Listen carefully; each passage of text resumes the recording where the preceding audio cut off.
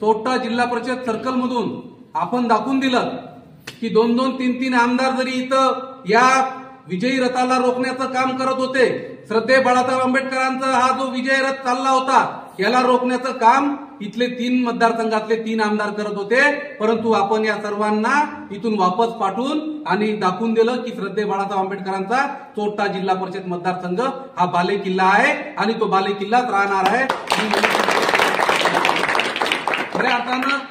याच ठिकाणाहून आपण प्रचाराचा नारळ फोडला होता। योगायोगानं इथूनच आपण प्रचाराची सुरुवात केली। योगायोगानं प्रचाराचा नारळ माझ्या हातून फुटला, देवरे साहेबांच्या हातून पूजा झाली आणि त्याच दिवशी आम्ही दोघांनीही तुम्हाला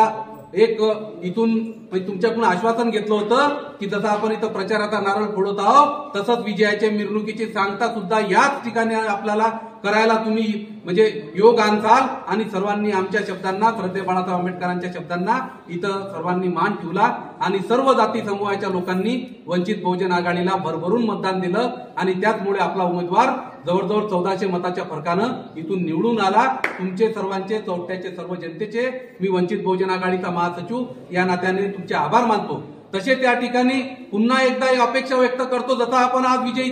विजय उत्सव साजरा करत आहोत असाच विजय उत्सव येणाऱ्या लोकसभेच्या जो काय आता इलेक्शन येत आहे 2-3 महिन्यात जे काही इलेक्शन आहे या गावातून सर्वात जास्त याहीपेक्षा दुप्पटचा लीड आपल्या इकडून मिळावा अशी अपेक्षा करतो आणि श्रद्धेय बाळासाहेब आंबेडकरांचा विजय हा निश्चितच सर्वात जास्त मतांनी या अकोला लोकसभा मतदारसंघात होणार आहे आणि सर्वात जास्त मताधिक्य हे अकोला जिल्हा परिषद मधल्या सर्व सर्कल मधून चोपटा जिल्हा परिषद मधून आपण देसाल हीच तुमच्याकडून अपेक्षा ठेवतो आणि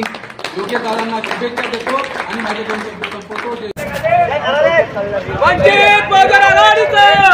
अशाच नवनवीन राजकीय घडामोडी जाणून घेण्याकरता आपल्या चॅनलला सबस्क्राईब करा आणि इन्स्टा, फेसबुकला फॉलो करायला विसरू नका।